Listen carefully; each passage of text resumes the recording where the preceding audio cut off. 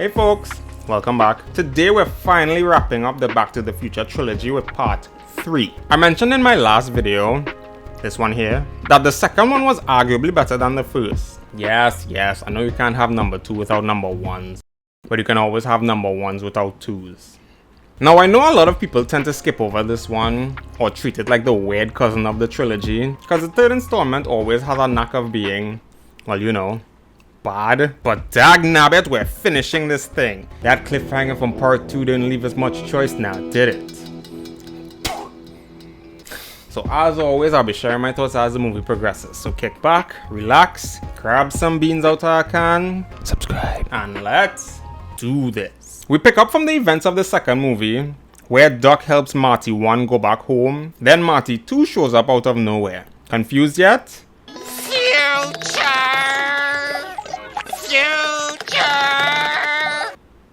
Good. This can't be happening! You can't be here! It doesn't make sense for you to be here! You're filthy annoying that you are here!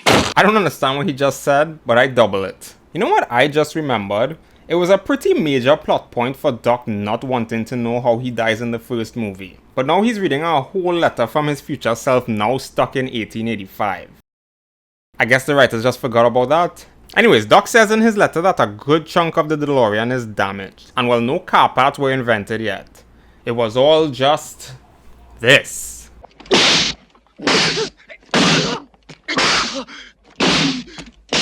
But he did leave it hidden and preserved for 70 years for Marty and this Doc to fix it up and hopefully get back to their timelines. And there God, that's a lot of thinking for me in the first 10 minutes of this movie.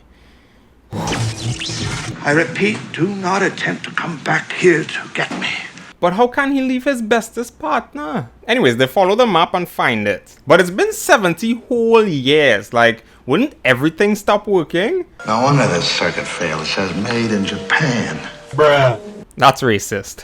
Wait, what the frick? Doc didn't even last a week in the Old West? Makes sense actually. They head to the public library and brush up on their history. And while Marty does decide to go back and save Doc. So he heads on out, only to be caught smack middle in some good old turf wars with them engines. Those Indians.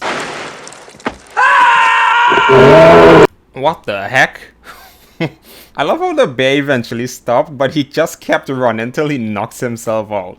Actually, never mind. That was a whole bear. Thankfully, this nice family was nearby, who looks just like Marty. Mom, is that you? They're there now. Oh my god. Not this again. You alright? I'm fine. It's just that you're so big. Okay, whew! This was completely tame this time. Thank God. Would you like some water? The heck? It's times like these that I'm reminded how spoiled we actually are.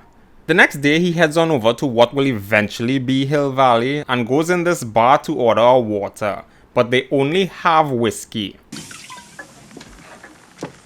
If you can call it that. I'm actually curious to know how it will taste though. Hey, McFly! Oh god. Back at this interaction with Biff, who is shocked to see a person so, fruity looking I guess, but he's actually looking for Doc. You're Mad Dog Tannen. Uh-oh. He's the one who shoots Doc in 5 days. 4 days. Come on, run! You can dance better than that! What is this movie?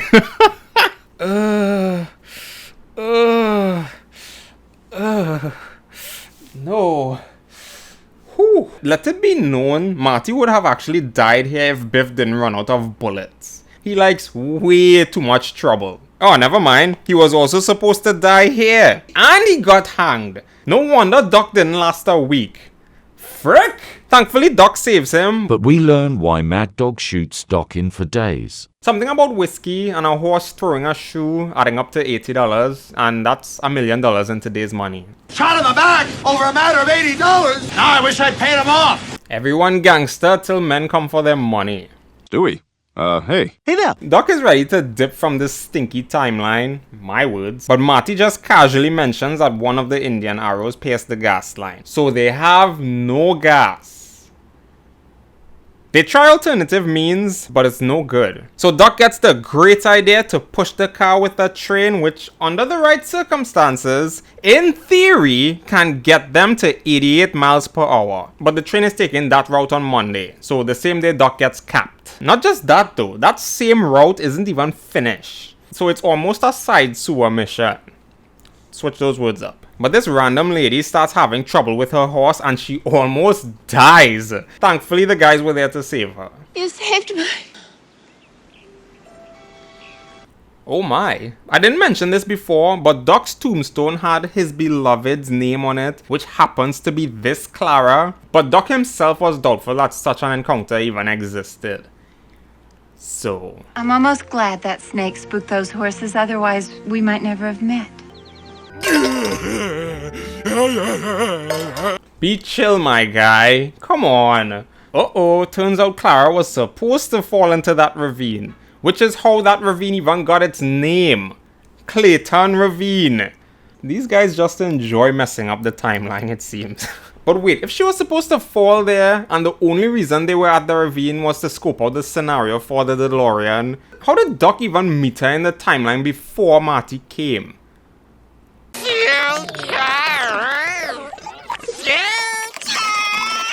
My brain is hurting again. Anyways, they go over their plan, but don't get to finish because Clara randomly shows up to get her telescope fixed. If only girls could make it this obvious now. Don't look at me. Don't look at me. It's actually kind of cool that they can witness the opening festival for the clock tower. This is what time travel was invented for. Just, you know, no interacting with people or altering the timeline or breathing.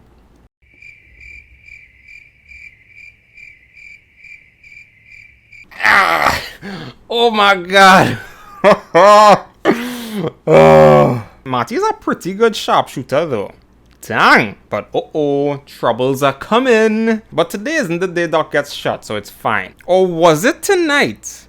I don't know anymore. Can Biff not pull a girl for his own? Why he always gotta go after other people's girls? He isn't a bad looking guy and he's tall. He just needs to touch up his... everything else. You know? To hell! Marty is a real G. What's wrong, dude? You yellow? And he just had to ruin it. Anyways, Biff arranges for a shootout on Monday at 8 a.m. sharp. He usually does his shooting around breakfast, so by lunch he can pray for forgiveness. At least his great-grandpa schools him for falling for that absolute garbage. It's just words, and words can't hurt you. You single? Yes. Okay, I will take the chair, thank you. When I'm around so dancing in the dark. I never met a woman who liked Jules Verne before. Who would have thought that there's somebody for everybody? Wait, Doc never came home last night. Did they do the dirty? Oh my. Anyways, just like the first film, they determine how the future ends up by this photo. Doc's name isn't on it anymore, but that can only mean one thing. It may be yours. Great Scott. I know, this is heavy. I love how they adopted each other's lingo. But seriously though, I'm glad he's being called out for his sensitive ego when it comes to these name calling. Hopefully he will overcome this garbage by the end of this movie. Marty. Yeah. I'm not going with you tomorrow. I'm staying here. What the frick? Over a girl? It makes sense. Marty is surprisingly against it. Like, no matter how you square it, if she stays there, a whole generation of people will spawn. And things can and will change. Wherever you go and take me with you. Not a bad idea, actually. I have to know. If you sincerely do love me, then tell me the truth. Do not do it. It's a trap. It goes exactly as you'd expect. Love really does make you stupid. So he resorts to drinking that acid. Different timeline, same problems. How much has he had? None. That's the first one. What the heck? Unfortunately, it's Monday morning, so Marty has to get Doc before things get bad. But Doc, You know what? I'll forgive him. This is his first time. Well, Clara is taking the first train out to San Francisco. They only knew each other for like 2 days, right? So this whole situation keeps them back, and Biff is actually punctual. So time for that shootout. But let's not forget Marty will actually die if he goes outside. And this time Biff's words don't affect him. It's everyone else. He's in it. Monkey butt. I don't care what Tannen says, and I don't care what anybody else says either. Nice! Well, finally, it helps that he doesn't have to actually face being labeled a coward. They take the back door but still get caught. So it seems my boy was meant to get shot. Clara overhears how heartbroken Doc was about the breakup, so that motivates us to stop the train and go after him. For some reason. Bro! No! Wow, Marty actually got shot. The frick? He's wearing armor. Yeah, I figured as much. I don't know if everyone will see that as weakness though. You know? But I guess a win is a win. So, they passed the time for the train though, so it's time to hustle to catch up to it. Which they do. But I didn't realize it was a hijacking. Somehow Clara was able to catch up to them mid-mission. Yeah, she believes Doc now.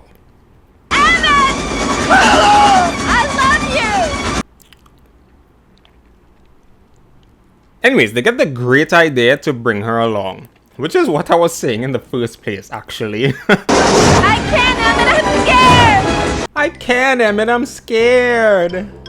But uh-oh, the ride gets too bumpy and can't manage this speed. So Doc was only able to save Clara. He couldn't get on the DeLorean. So Marty actually went back home alone.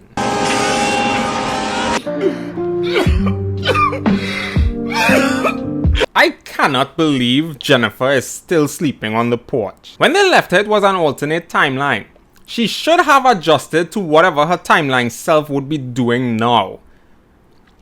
The frick? I see Flea from the Red Hot Chili Peppers got another cameo. And he's back to calling Marty a chicken.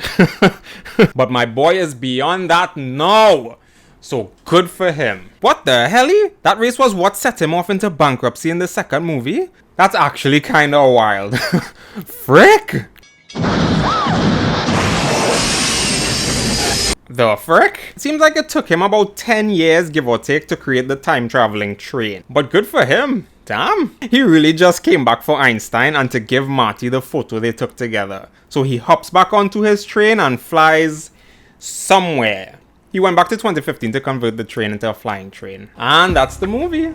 We did it. We finally made it to the end of the Back to the Future trilogy. And honestly, this wasn't bad at all.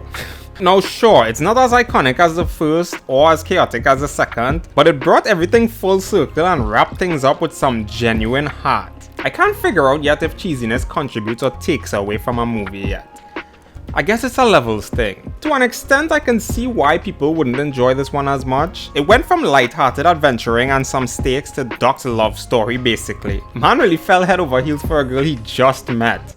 But hey, it was a simpler time. Is the coffee all right? Mm-mm. You mean it's as bad as yesterday? Mm-hmm. But we can't forget about Marty's downfall from since the first movie. He finally had some growth. So good for him.